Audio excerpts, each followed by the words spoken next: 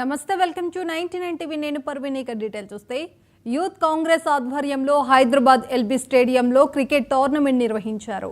Telangana T20 championship cricket టోర్నమెంట్ను ప్రారంభించారు మంత్రి పొన్నం ప్రభాకర్. మంత్రి పొన్నం ప్రభాకర్ క్రికెట్ ఆడి క్రీడాకారుల్లో ఉత్సాహాన్ని నింపారు.